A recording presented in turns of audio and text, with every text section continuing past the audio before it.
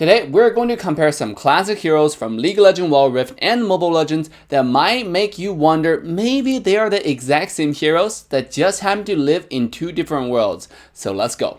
Just for the thrill of it, nothing counterfeit with you, just the thrill of it. Just for the thrill of it, nothing counterfeit. Hey yo guys, how's everyone doing? This is your guy AssassinDave. Welcome back to another video. Before we get started, make sure to like, subscribe, and turn that bell on to join the coolest, greatest, baddest, fastest growing community in the world of League of Legends Wild Rift. Now, the first and common difference for all the heroes listed below is Wild Rift heroes all have 4 active skills in 1 passive, whereas ML only has 3 active skills in 1 passive. And you can potentially have active items starting at level 1 in Wild Rift, which drastically increase the level of difficulty and complexity in game, whereas ML heroes are much easier to control and master. Now, the first heroes I want to compare are Lee Sin and Chao. They are both inspired by the Kung Fu master Bruce Lee. Both heroes are known to do a bunch of fisting and kicking in 2 games. Both are bruiser and fighter class, and both heroes are extremely mobile. Their ultimate are both single target kicks that can send the enemy far away. The difference is Lee Sin from Wild Rift's ultimate is simply a kick. He doesn't follow the target, whereas in ML, the ultimate is a 2-phase skill. First time activation is the kick, and second time activation, you actually follow the target that you just kicked, which drastically reduces the difficulty of that hero. In Wild Rift, every single Lee Sin skill are actually 2-phase skills, except for his ultimate. So it really requires you to have extremely fast fingers. Not only that, you also need to have accurate fingers, so you don't press the wrong skill. Also, Lee's passive speeds up his next 2 auto attacks after each skill cast, so you also need to use your auto attack pretty frequently between skills. I mean 6 active skills considering the 2-phase skills for the first 3 skills. Lee Sin is currently a tier S jungler, an initiator in Wild Rift. Player who has the skill and the will to choose this hero is also required to understand the game macro and carry the pace of the game. When to take objectives, when to gank, when to farm your own jungle, or when to give your farm to your team. The ML counterpart Chao, instead of having a bunch of skills, has this entire kit crammed into a single skill 1. You can activate Chao's skill 1 3 times to move around or knock people up. Chao's passive is also enhanced auto attack, but its activation precondition is moving around instead of casting skills, much similar to Yasuo's passive. So you are not really forced to use skills in between attack. It will probably take you less than 10 games to get a really good hang of Chao, but to master it, you do need a lot more focused practice. Chao is a hero that can be good or bad, depends on the player who plays it. And it's mainly used as a side laner or sometimes even a tank in certain regions. Overall, both heroes are really fun and skill to watch. Wild Rift top leaderboard are almost 90% all Lee Sin users, but in Mobile Legends, Chao is more of a niche pick due to how many strong meta fighters that just came out recently. Oh, by the way, in Mobile Legends, you're expected to have 1 new hero every single month, so get ready to learn a lot of new heroes really quickly. Next up, we have Draven and Bruno. Let's start with the similarities. Both heroes are marksman class in each game, and their signature skills are very similar. Both has enhanced auto attacks that can be refreshed indefinitely if you meet certain conditions. However, Draven is almost twice the difficulty to maneuver comparing to Bruno. For Draven, you are required to catch a spinning X upon its impact with the ground. If you fail to do so, you lose the enhanced auto attack. You either have the skill cooldown ready where you can activate it, or just completely lose the enhanced auto attack and attack normally like any other marksman but do a lot less damage. For Bruno from Mobile Legends, however, you are not required to catch the falling ball. In fact, it stays on the ground for a few seconds, and as long as you pick it up, or even your teammates pick it up for you, you get your enhanced auto attack back. And you can continue to be a monster. This mechanic makes Bruno extremely easy to play, whereas Draven is more of a hero only the people who are brave enough to even try it. Another thing worth mentioning is, good Draven players are almost always in a frenzy mode, since his skill 2 refreshes every time you catch a falling X, and activate this skill allows Draven to gain attack speed along with movement speed. Bruno, however, never has that problem, and on top of that, his hero has built-in dash, so it's easy for Bruno player to reposition himself in teamfights in Mobile Legends. Now, come back to Draven. Draven needs to mainly focus on your positioning, right? And really ask yourself the question, is it worth it for me to go pick up that falling X, or just let it fall so I don't die? I mean, it's not sex after all, but maybe it might be better than sex if you pick it up, if you know what I mean.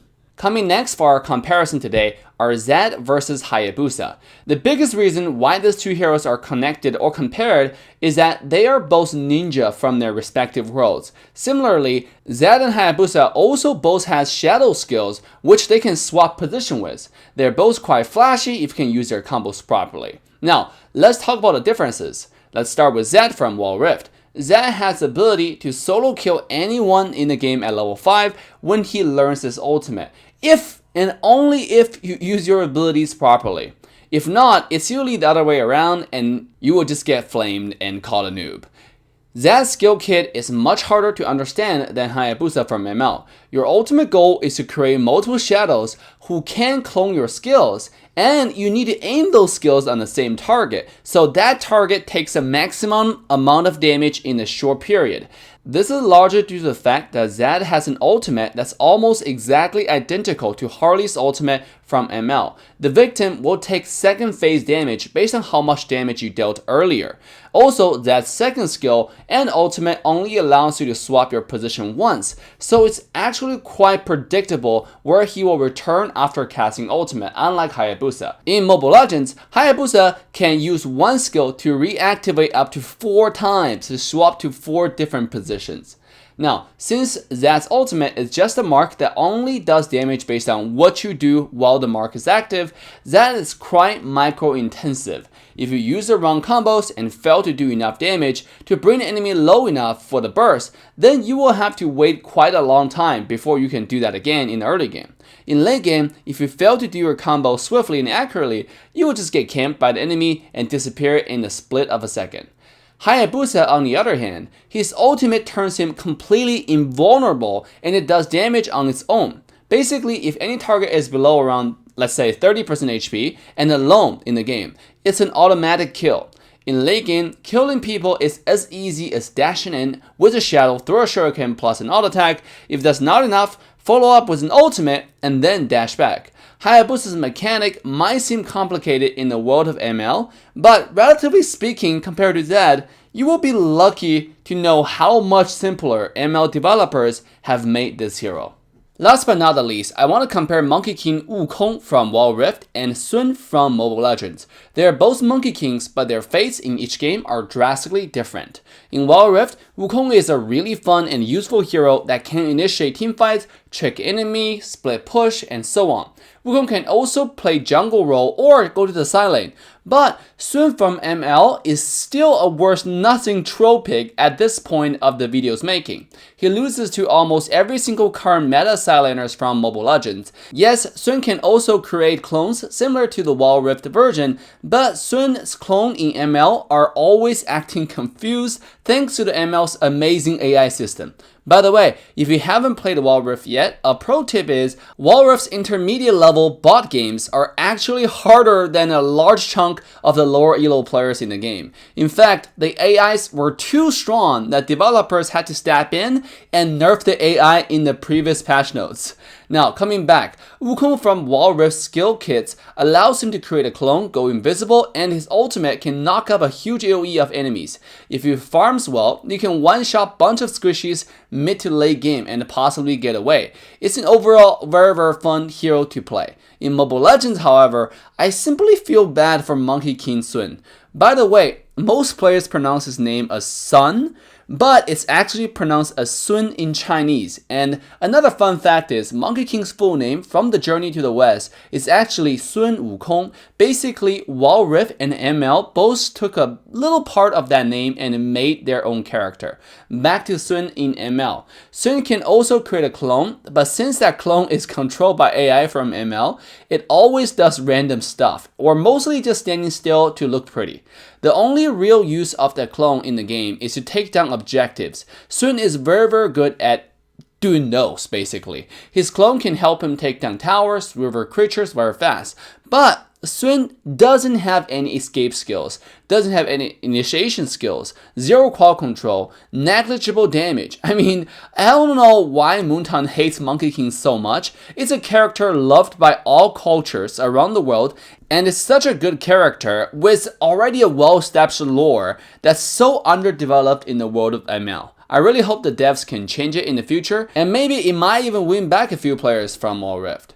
Overall guys, both games are very fun to play, and I encourage you guys to try both and see the difference yourself. Which version of the heroes do you like better and why? And which hero comparison do you like to see in the next episode? Feel free to leave a comment down below. Make sure to like, subscribe, and turn that bell on. With that, love you guys, and I'll see you guys next time. Bye now.